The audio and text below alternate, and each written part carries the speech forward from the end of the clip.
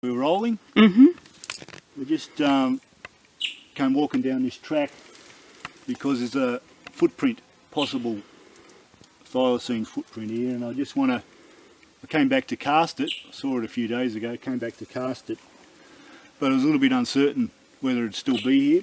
And as it happens, maybe you can zoom in on this area. That was the print itself in there, but a wallaby has since gone and stepped right on where the footprint was. So I brought my plaster and everything, but unfortunately no point casting that. But we'll keep our eyes open just in case anything else comes up. Part of the reason why I thought it might be a tiger footprint is because up the track further there was a scat, very large scat, which was a bit suspicious, bigger than a devil. Also, this area is very good for, you know, the likelihood is better than usual for tiger, so it was worth a try, but unfortunately we can't do it.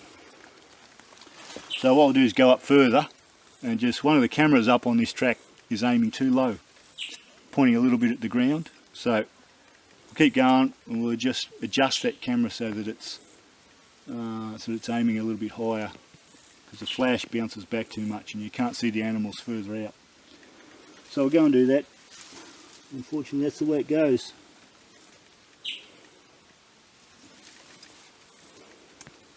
Yeah, never know, I might... there's no value in casting that. Alright, let's keep going. Okay. This is where I got the scat from, pretty sure. That there's a bit of a trail going this way, a bit of an overgrown trail. The reason I didn't have plaster with me the other day is because I've done my thumb in, can't ride the motorbike. Usually I carried it on the bike, but I had the car, so I didn't have the plaster with me. Anyway, this is where I found a scat. I did take that, and it's possible to test it for DNA. We'll find out whether that's worth doing that or not, but this is where it was, and I just noticed here tiny bit of predator scat, which I'm pretty sure wasn't there before. Something's been digging around in that spot, so some unusual things are going on here, but anyway, so that's where it was. I've got a camera further down this track. I might go down and have a look at that, because again it's not aiming right, it's aiming too low. But what annoys me is whatever came along here, there was a footprint back there. It's not a wombat's print, it was either a dog or a tiger, and this scat obviously it was too big for a devil, so it's either a wombat or tiger. But I've got a camera down here, it's only about 50 metres away, so some animal was walking along this track but didn't walk in front of the camera. Plenty of devils and cats, but no big predators, so I don't know.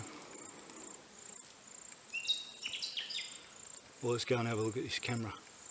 What we might do, there's a print here that looks exactly like a tiger's print. It's not, it's a wombat print, because I can see wombat footprints as part of the series, but we'll cast it anyway. This is a matter of interest, and fairly clean looking print, so we'll cast that and then walk up the track further to have a look at this camera. Maybe just pan around a bit so we can see the kind of track that we're working with. Mostly open heath, but patches of rainforest in between. A few mud patches to try and find some prints in.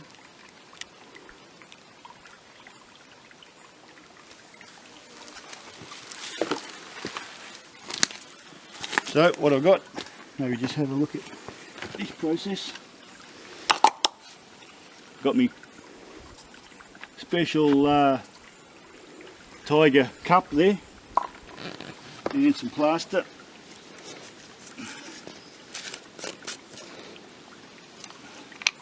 Put some plaster into the cup.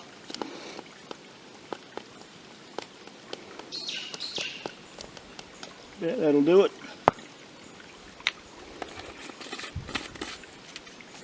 Just plaster of Paris. Get a nice mix and stick. Like that one. Bit of water.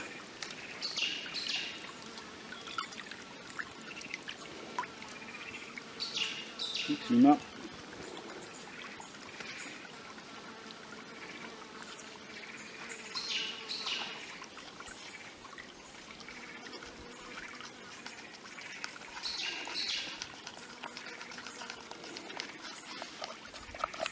One thing about prints is you've got to have fairly runny plaster so that it fills all the little holes in the footprint. That's too thick. You see there, it's a little bit more water.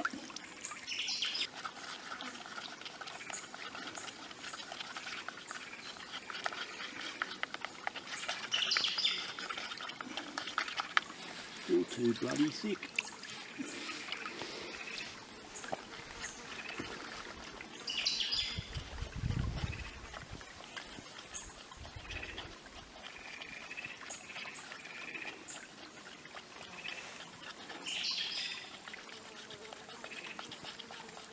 Also, it's a good idea not to have any bubbles in there. Look at that. That's setting as fast as I talk.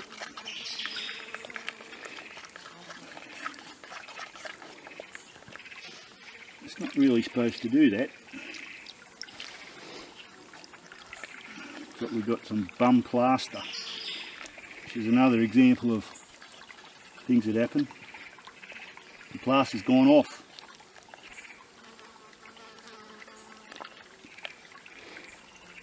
You know, you get all the way out in the bush, find a nice print, and as soon as you can mix your plaster, it's gone off. Not entirely sure what to do about that, but that's one example of the things that can go wrong. It's only one of 57 million, of course. Anyway, so I'm not sure what to do about that. What we'll do is I'll mix some more plaster, but I'll do it real bloody quick, like super quick. Get it in there fast. But yeah, it's supposed to give you 20 minutes before it goes off.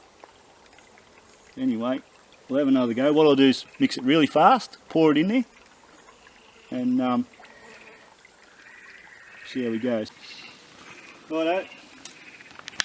Super quick draw McGraw. We mix some plaster, poured it in the print there. What I do now is go and check the camera, leave it for 20 minutes, a bit longer. Go and check the camera, come back. By then it should be set. So we'll pull it out and have a look what we've got. Again, it's only going to be wombat, but it will actually show you what a tiger print's supposed to look like. One of the problems we've got here is devils and wombats can leave prints that are exactly the same as what the books say tiger prints are supposed to be. Wombats are all pretty similar. So these glory days of walking through the bush and casting footprints and setting cameras, the reality is quite different to that.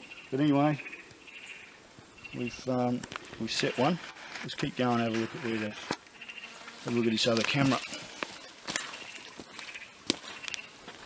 About what, 50 metres. So just go around there and have a look at the camera that we've got set on this track. There's no camouflage on it, but don't need any out here. As I said, it's just aiming a little bit too low. So what we're going to do is just adjust it a bit so it points a bit higher. Well, here we might as well change the card and batteries.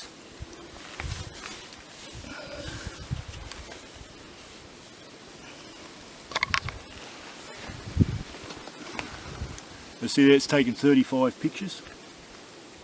It's about right for this time frame, because I only was here not long ago. Anyway, we'll leave it there. I don't think I'll bother changing that card if there's only 35 pictures. I'll come and get them later on. What I will do is adjust this bracket so it's aiming a little bit higher.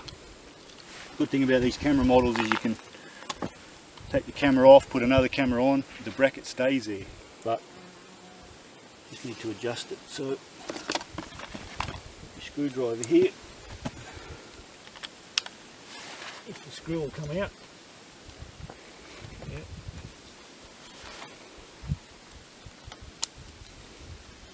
Did you pack that mud around the base of that? No, some crayfish or something's done there. So I just put a bit of stick in behind it.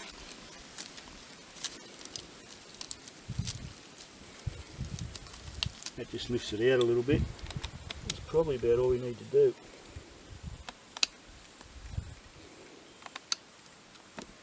What I will do is check the height.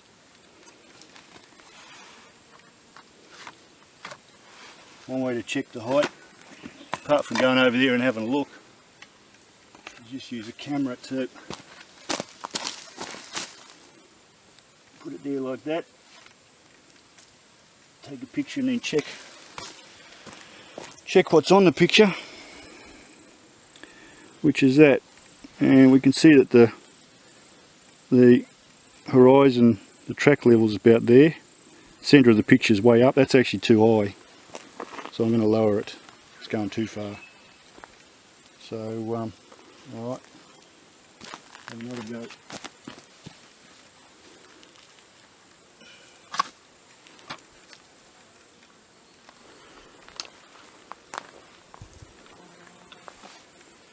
There's an animal trail right there too.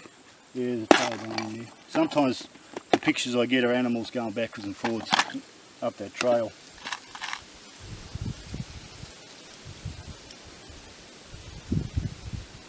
And that is of course why I put it there. Just try to maximise the number of animals walking in front of it.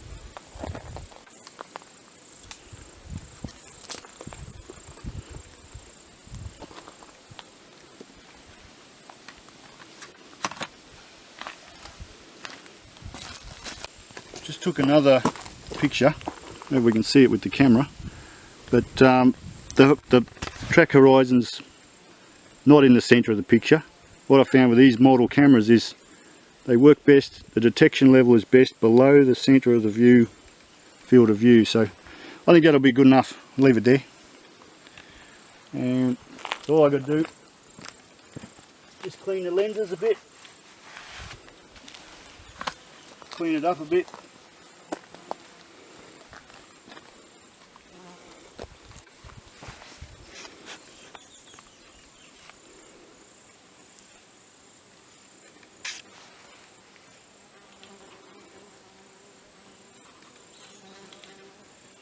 And don't need to change the batteries or the card.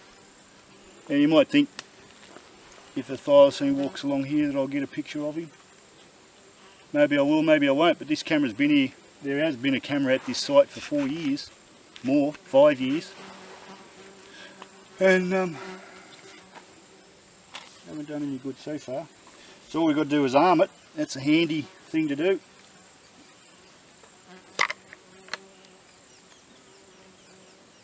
Arm it.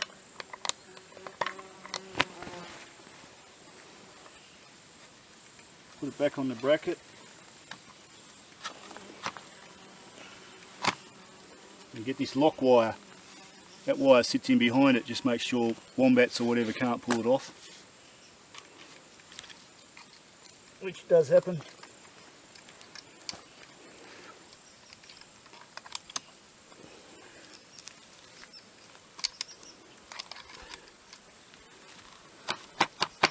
Righto, that's it.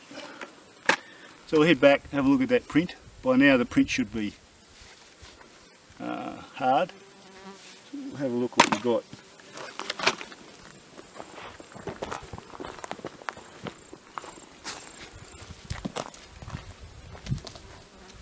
That's the print there. So what I'll do is get a stick to dig it out, which has gone off. Stick to dig it out.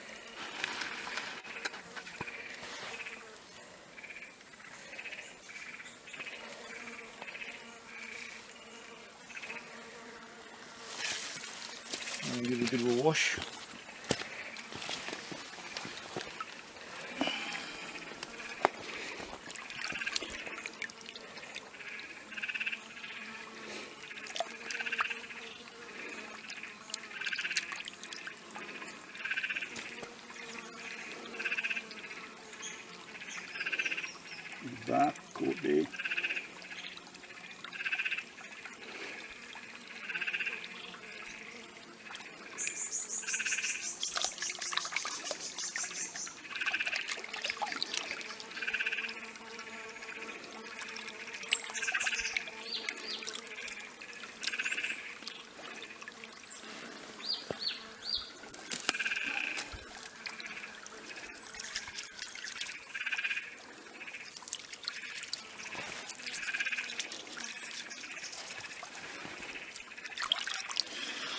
see what we've got.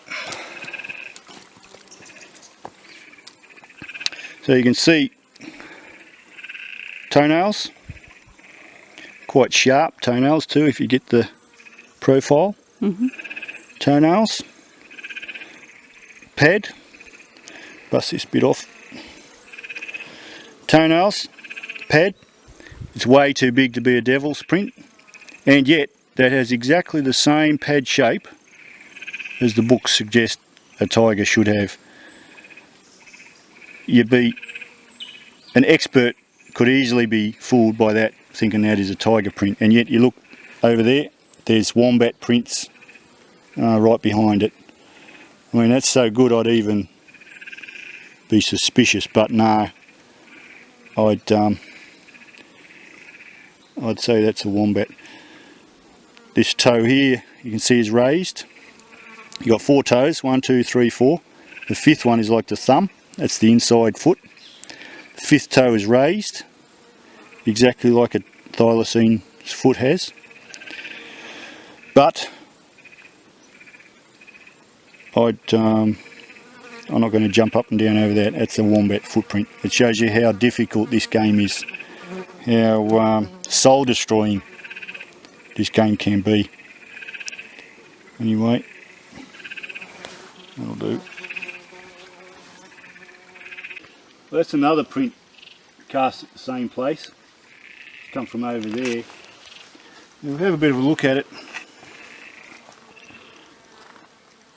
See there's 4 claws there. It looks like a 5th toe. There's a 5th claw there. And it's not a dog print, but these claws are very long. They are quite narrow. Wombat claws are quite blunt, quite broad, whereas these are narrow. But, so the suggestion is that that is a Tasmanian tiger. It's too big to be a devil's footprint. And, but, again, it's not. It's a wombat's footprint, because everywhere here is wombats. And nothing surer. Seen it all before. No matter how much you want to believe that's a Tasmanian tiger's footprint, it's exactly the same as what they say tiger's print should be. Well, it could certainly be seen as that. It's not. It's a wombat's footprint.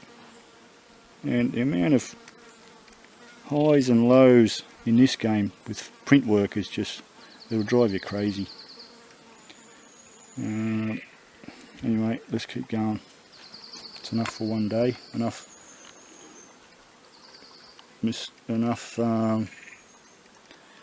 ambiguity and confusion for one day. Let's go.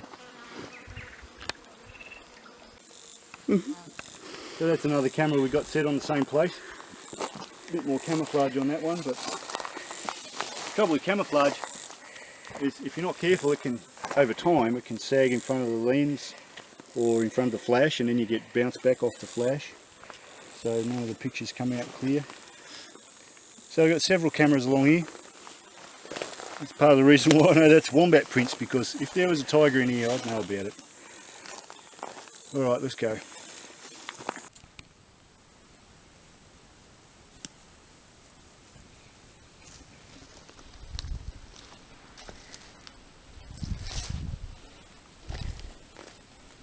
Yeah. Cool.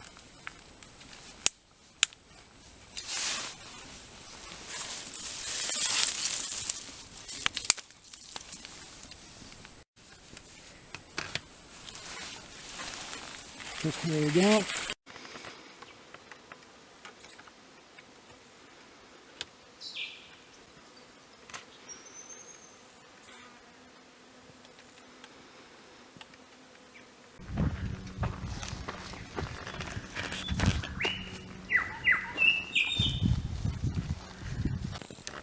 Don't waste it.